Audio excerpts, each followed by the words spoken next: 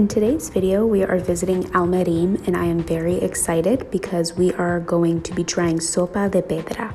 According to the people of Almeirim, this is the best Sopa da Pedra around.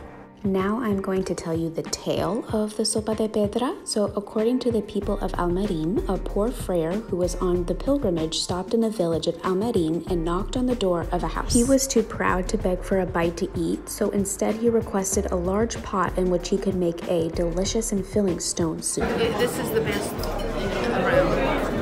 With arched eyebrows and curious glances, the family invited him into their home and set up a large pot over flickering flames and filled it with water. Slowly walking up to the iron-clad cauldron, the friar reached into his deep pocket to produce a smooth and well-cleaned stone that he promptly dropped into the boiling water. A little while later, he tasted the soup and said that it needed a touch of seasoning, so the wife brought him some salt to add, to which he suggested that maybe a little bit of chorizo or pork belly would be better. Graciously, she obligated and dropped several thick slices into the pot.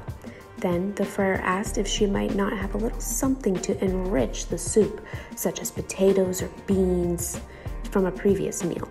With a broad smile, she agreed and added a healthy portion into the bubbling water.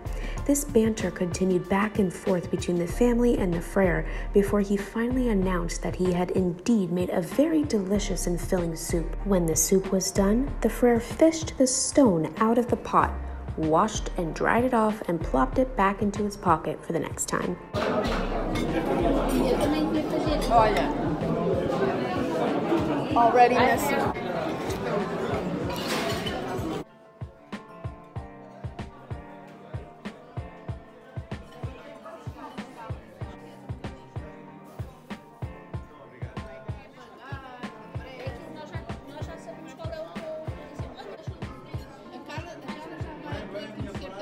It's very airy.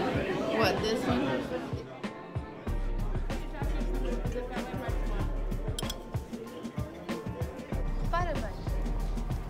That was good.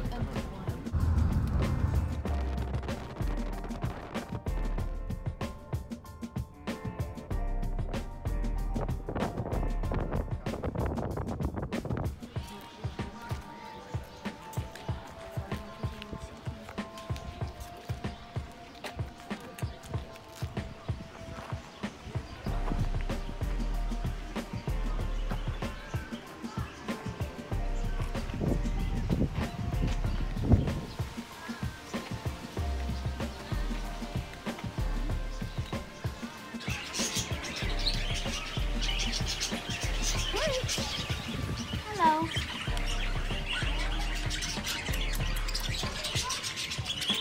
Nope.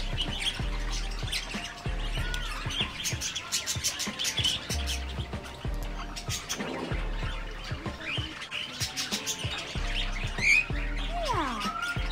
Wow. Esse aqui é o Tagus River, o do Ribatejo. I had to put my hair up in a high bun for pictures. I'm always in a ponytail, you know? Gotta change it up a little bit. I'm gonna go up there now. So this is the river that goes all the way to Lisbon, where we cross from Almada to, well, from Casillas to Cais do Sodré to go to Lisbon.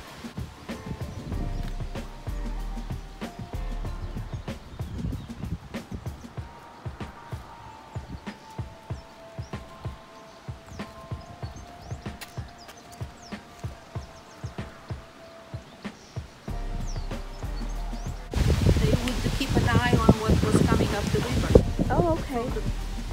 What do you call this? Fancy ladder? I don't know. They go around. To see if anybody was coming from the river. Okay. And during the winter, this is all, you don't see any sand or dirt. It's all up. Like the tide is up, but it's not tide. Is it? I don't know. I can't hear a word you're saying. I have to keep an eye on the city, what was coming up and down the river, and looking for pirates and stuff like that. That's where they would go. Okay. So this is like a castle, right? Castle? Like an open air castle? Yeah. these are the Portas do Sol, so the sun would come through here.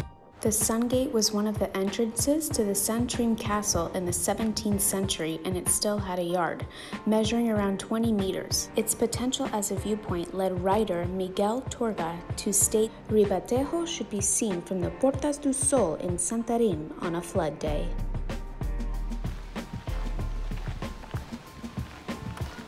It's like a park now. That was pretty. Next stop, castle.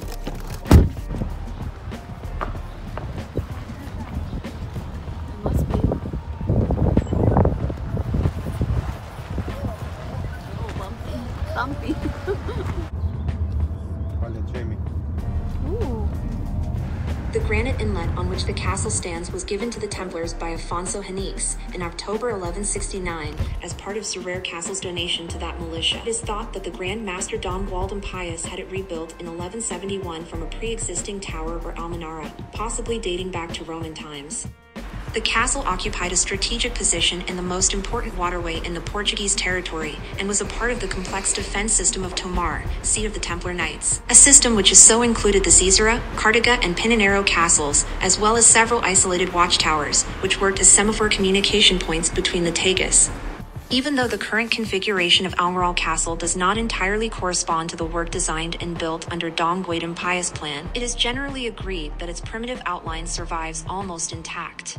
Of all the factors that may have contributed to that relatively pristine state, the following are to be considered. Not having been the scene of significant war episodes. Its isolation and insularity may have saved it from real estate speculation. Meaning not having been given new uses such as having undergone judicial maintenance and having been kept under military tutelage.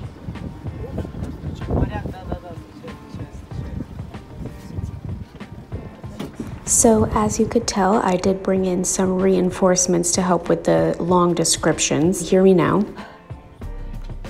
That is me extremely out of breath because there is over 180 steps to get up to the top of this castle.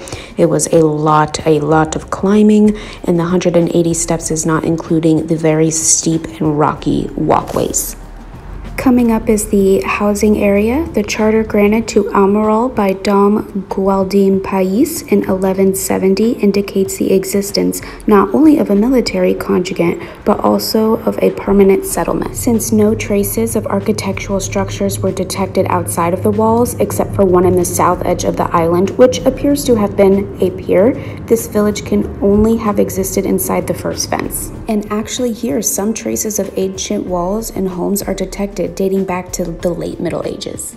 I always encourage to pause the video and read the descriptions because the history is really interesting. The history of the castle description is coming up, but from Portugal.com I found a condensed one. Located on a small island in Portugal's Tagus River, the Almourol Castle is a medieval fortress holds centuries of history within its walls. Almourol Castle's construction started in the 12th century during the Moorish era as a defensive stronghold to protect the region from invasions. During the Reconquista, the castle played a crucial role in the Christian forces' efforts to regain control of the Iberian Peninsula.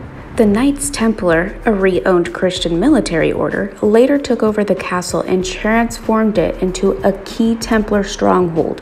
The castle became part of a network of fortifications along the Tagus River, serving as a significant defense point and a symbol of Templar power.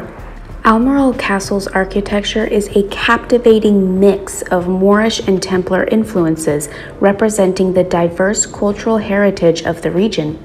And as seen on the boat ride over to the castle stands proudly on a rocky island surrounded by defensive walls and water, aka the Tagus River. This castle includes various chambers, including the chapel, which displays elements of Romanesque and Gothic architectural styles. The chapel's design, simple yet elegant, reflects the Templars order's deep devotion to their faith.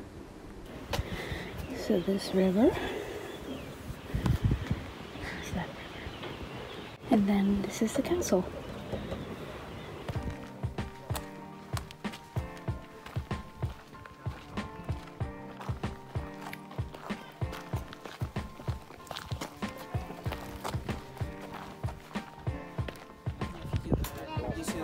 só. Yes, смотри, надо нырнуть.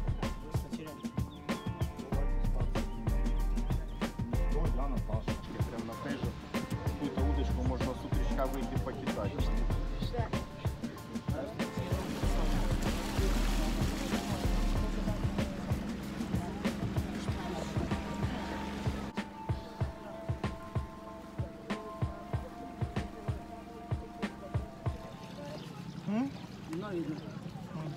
The castle was beautiful. I'm gonna use the restroom and then we're gonna leave. There was 181 steps to get up to that top point that we went, like the highest point of the castle that oversaw that beautiful view. There it goes, yeah. In the bushes.